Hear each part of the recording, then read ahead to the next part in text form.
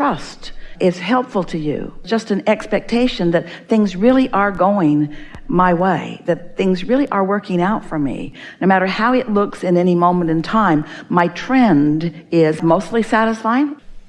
It is. Your lives are mostly satisfying just because the sun comes up every morning. That ought to be enough, you greedy buggers. The earth keeps spinning in its orbit. That's huge. When you compare that to everything else on your list, get over it.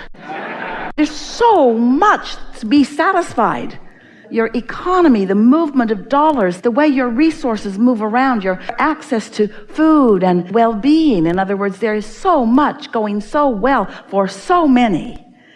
So if you just step back far enough to remember that and let that be your basis, whether you're thinking globally or nationally or even personally, as many things as you might have to worry about or to complain about, there's way more that you could be satisfied. It's funny because, not really funny, it's funny. You're not laughing, but it's so fun. It's funny. It's funny. People say, well, how will I know? And we say, well, you'll feel good. And it's funny to us that we have to explain that the reason your guidance system works is because it feels good to feel good. That's why you want to do it. It feels good to feel good. So it's like the very thing that your guidance is feels good. Feels good. Oh, well, then I'll do it. If it'll get me to where I want to be, then I'll do it. Well, yeah, but in the meantime, you'll feel really good. Well, all right, as long as I get to where I'm going. But you'll feel good. You'll feel good. I heard you the first time. I acknowledge I will feel good. If I get into the receiving mode, I will feel good. But then I'll get what I want. We say, you're always in some point of manifestation. Why not just decide that your intention, your goal, is to feel good? That's what you're here for the joy, for feeling good. And life is demonstrating to you all day long what your vibrational mix is. What a lovely gift that is. Because you want to know what your mix is, don't you? So your emotions will tell you, or let's say something different. My sensitivity to my emotions could be better. I could be more sensitive to my emotions so I could catch it in the earlier subtle stages. You know how you do that? When you spend time every day, 15 or 20 minutes is enough. When you spend time in meditation so that you acknowledge what the receptive mode feels like, then the more aware and alert you are to that sensation, the more less satisfying emotions will stick out like sore thumbs, and you'll catch them in the earlier stages. So say to yourself, I'm going to sit for 15 or 20 minutes, not more, and reach for a place of satisfaction. Just a place of satisfaction. Everything that we're talking about here today is about you tuning yourself so that you consciously know what satisfaction feels like.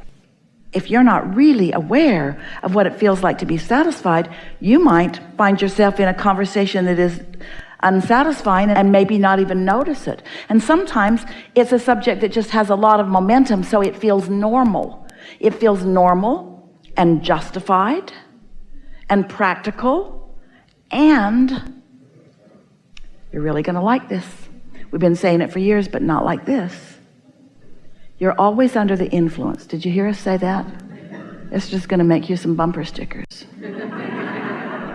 Under the influence. You'll see a lot of policemen by the side of the road. Under the influence. So you're always under the influence of something. So let's say that you haven't been really paying attention and you've rendezvoused with some people, and they're not particularly satisfied. In fact, they might even be complaining or noticing something in life, commenting on something that's happening globally or nationally or in the community or in their own life experience. And as they begin to talk about it and you begin to listen, you fall under their influence. Because you're always under the influence of something. Just like if you're in your car and your radio's on, it's set on some station. You're tuned to something. What is it? So let's say in this example that you're not under the influence of pure positive energy. You're not tuned in, tapped in, turned on, but you're tuned to something that is less satisfying. And as you're tuned to something that is less satisfying, you might even finally become aware of it, but you're already tuned there. It's hard in the moment to change the station, to change the frequency. And so we want to say it's more about what you prepare in advance and how well you maintain it than it is life coming at you and you having a knee-jerk response to it and then trying to pivot away from your knee-jerk response. That's really the hard way to go about it. And we're going to say something to you. We love you so much. You know what's coming next. Most of you are under the influence of people who are around you because they're vivid, they're alive, you're translating them through your physical senses, they're real, and they're talking, and they've got opinions, and they're entertaining, and they're coming at you all the time. So it's not an easy thing when you're in this world observing what's going on to tend to your own vibration. You have to do it on purpose. You have to know what satisfaction feels like and what dissatisfaction feels like, and you have to care about which one you're in, and then you have to practice satisfaction until under any and all conditions you can feel satisfied. Sometimes there are issues that are just big, and no matter how practiced you are at alignment, you might know when I focus there, it's going to take me from my alignment, and we would not make that sacrifice. We've been saying for a long time that we would rather see you in a state of appreciation than in a state of meditation. Because you can't meditate all the time. You want to be out in the world collecting data. And further, this is an important thing also. We said to you, step 1 is ask. Contrast helps you do that. Step 2 is source answers. That's not your work. Step 3 is to want to feel good and get in the receptive mode. That really is your dominant work. Step 4 is being really good at that. Odd that we would make step 4 just being really good at step 3. We thought it was worth it. Just get really good at it. And step 5 is life has come at you, you're living in the real world, you see something that you don't like, and you feel the negative emotion, but even though you feel the negative emotion, you're really not mad at yourself because you know this new experience and new contrast and new territory is what's causing you to give birth to a new desire. And that's the expansion that you are eternally always going to be about. So we're not for a moment trying to talk you out of never having negative emotion. We just want you to know what it means. We want you to manage it. We want you to realize that negative emotion means that I'm not vibrating as resistance free as I could, and I mean to do something about it, and then do as much as you can right then and there if you can. But most of all, don't struggle and strain against it. Sometimes a situation happens and it's so big that when you focus on it, it's taken you down. You just have to change the subject. You have to just let that subject wither from lack of attention. Even if it's your kid. One mother said to us one time, well, my child will just feel betrayed if I follow your advice. And we said, we're not asking you to betray your child. We're asking you to focus upon the best aspects of him. That's far from betrayal. That's soothing and uplifting and teaching and enlightening. All of your creations are like your children, and sometimes the aspects of them that are not satisfying, you just have to let them go for now. Not because they're not worthy of your attention, but because the activeness of their vibration, the gravitational pull, the inertia, the momentum of them is such that you just can't get a handle on them, and this isn't the time to do it. The time to do it is to regroup and gather all your resources. And when you are in the receiving mode, your leverage that comes from that alignment, it's massive. The leverage of alignment, the power of alignment is huge. It's worth going for. So let's talk about the ground that we've covered here. It sounds simplistic to say it really is simple as being satisfied rather than dissatisfied. But aren't you really getting how turning of your mind in that way will cause you to maybe be there more? And won't that change your point of attraction? And won't then the new manifestations that you are witnessing be evidence of the change? And then won't it be more easy for you to now believe in that? You see what we're getting at? We're not asking you to dig up your beliefs and change them. We're asking you to just bridge them and let old unhelpful beliefs just dwindle away while you accentuate the beliefs that are really serving you. By allowing your connection, and therefore your impulses, to let you be influenced by your inner being, who is in the process of gathering the cooperative components, you being one of them in this case. And so what we were talking about the universe surprising and delighting you, because sometimes things you think you wouldn't choose are the base points of launching you into things you really would choose.